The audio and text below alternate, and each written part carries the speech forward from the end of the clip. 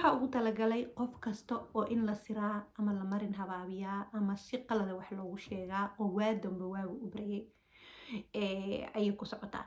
Ma lagu siray weligaaga? imise goor ayaa lagu siray? ma kugu soo noqotaa in lagu siro, in lagu marin habaabiyo oo lagu siro, wax qalad lagu sheego oo ma kugu soo noqotaa? adigoo yar iskoolka markaa dhiganaysay ma lagu siri jiray oo qof ma lagugu diri jiray? adigoo weyn weli ma lagu diraa inta lagu siro qof wax kugu sirsiro wax qalada kuu sheego ma duushaayo qof ma u tagtaa? adigoo haddana guur gashay guurkaagii inta lagu siro ma ku burburay? waalidkaagii ma lagugu diray ama ayaga dad ma kugu direen? walaalahaagii ma lagugu diray mise dad ma kugu direen? dariskaagii ma lagugu diray dadse ma kugu direen? waxaas oo dhan waa sir. shaqada markaa joogto ma lagu siraa oo ma lagu diraa mise haddana adiga haddana lagu mardabeeyaa? meeshii ahaataba nolosha oo dhan binu aadanka qalbadiisa wax ku jiro qof garan kara male, laakiin hal qof ayaa ka badbaadaya. waxaana ka badbaadaya arrinkan ugu magac daray eena u bixiyey sirmaqabe alla u sahane. sirmaqabe alla u sahane waa arrin sal balaaran oo weyn. waxayna noo noqon doontaa barnaamij taxana ah. wuxuuna hoos imaanayaa barnaamijkeenii ahaa dhakhtarka qalbiga, maadaama ay tahay in lagu siraa arrin ka socota qalbiga. waxaana ku socon doonaa isagoo taxana ah. markay ii noqoto ayaan soo gelin doonaa insha allah. kusoo dhawaada mar kale channelkeenii ahaa toosinta garaadka iyo barashada xikmadda iyo walaasheenii ismahan khaliifa cali oo mar kale idiin sidaa wax dayala oo qalbada uroon. ismahan khaliifa caawa waxay idiin soo diyaarisay barnaamij ay ugu magac dartay oo noqon doona taxane aan ugu magac daray sirmaqabe alla u sahana. soomaalidu beenta waxaa la dhahay way sheegaan laakiin kuma mahmaahaan. laakiin mahmaahdan waa mahmaah aad iyo aad cajiib u ah ku saabsan kuna soconaysa qalbiga. qofka qalbigiisa ayay ka hadlaysaa. anigana maadaama soo magac daray dhakhtarka qalbiga aana jeclahay markaa idinla hadlayo inaan qalbiga ka hadlo, aana jeclahay inaad tafantir badan iyo waxyaabo fara badan oo qalbiga ku saabsan mar walba ka hadlo. aana jeclahay inaan anigana markaa idinla hadlaayo qalbiga ka hadlo ee aan maskaxdayda geemka ciyaarin.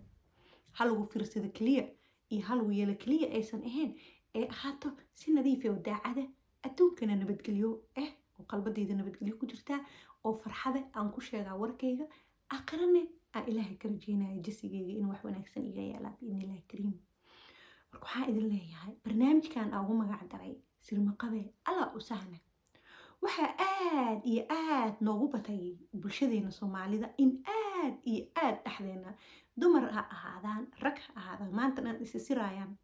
waxaa arkaysaa nin tagay baar oo lasoo siray oo naagtiisa lagu diray.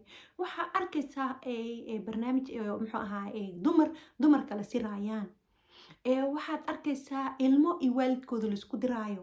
waxaad arkaysaa walaalo laisku diraayo ama ayaga dhexdood isku diraayaan ama waxay ahaataba in lagu siraa oo lagugu siraa wax lagugu siraa oo lagu mardabeeyaa ayaa soo noqotay. guurkii ayaa la dumiyey. marka sirmaqabe alla u sahane sidee ku dhacday? soomaaliya waxaa idin leeyahay kusoo dhawaada mar kale sirmaqabe alla u sahan ayaan rabaa inaan ku socdo aniga oo aan jeclahay inaan wadnaha idinkala hadlo. marka sirmaqabe alla u sahane bal wax yar hadalkaas ku noqo. sirmaqabe alla u sahane maxay kula tahay dhadhami si fiican arrinkaas. sirmaqabe alla u sahane macnaheeda maxay tahay? sirmaqabe alla u sahane waxay tahay qofkaas sir ma leh, qayaamo ma leh, xasad ma leh oo macnaha wax sire iyo hagare ama hagardaame ama dhibaato ama dulmi ama dad kala geyne ama dad isku dire ama guri dumis ahayn ama aan ahayn waxay ahaataba maxaan ku dhahaa wax xun oo dhan aan qalbadiisa ku sugnayn.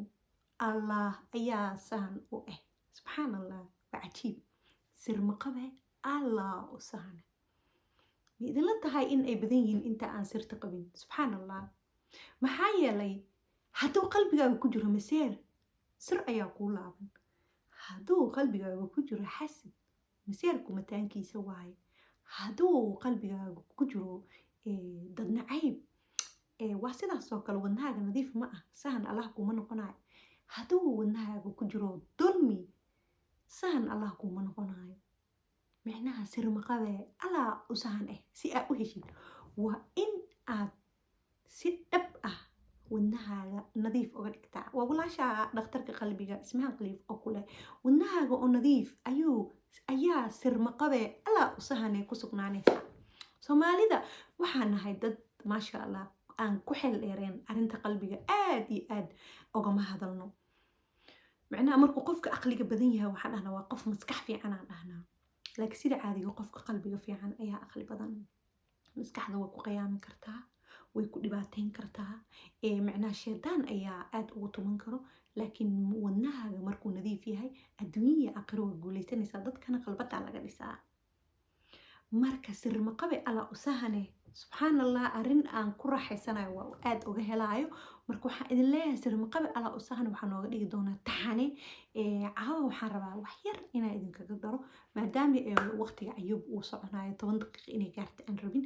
waxaan maanta idinku darayaa maadaama uu maanta hordhaci ahaa, waxaan idin leeyahay sirmaqabe alla u sahane dhinac walbo oo qof laga siro iyo sida lagu siri karo iyada oo siduu kaga hortagi karo oo idin sheegayo.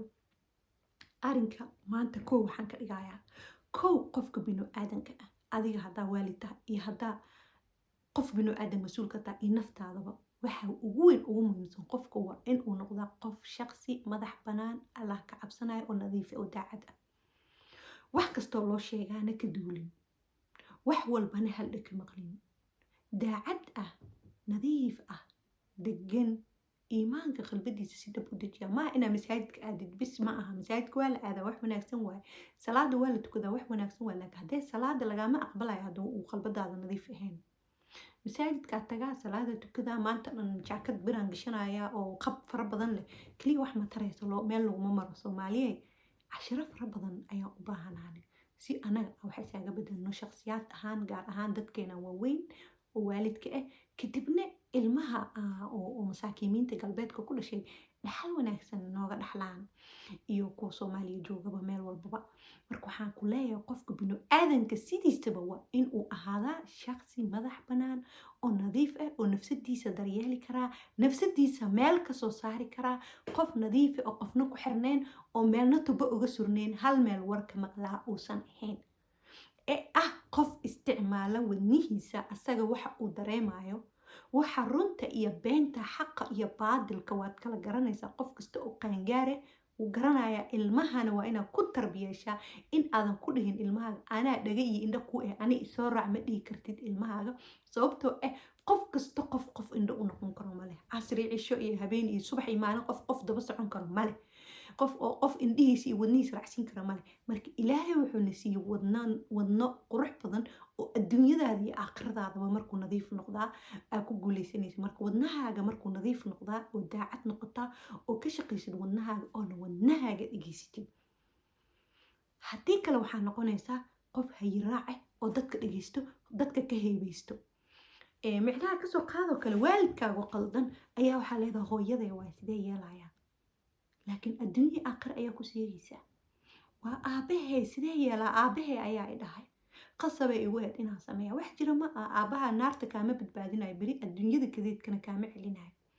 walaalaha sidaasoo kale walaashay waaye walaalkay waaye wax la dhaha ma jiro.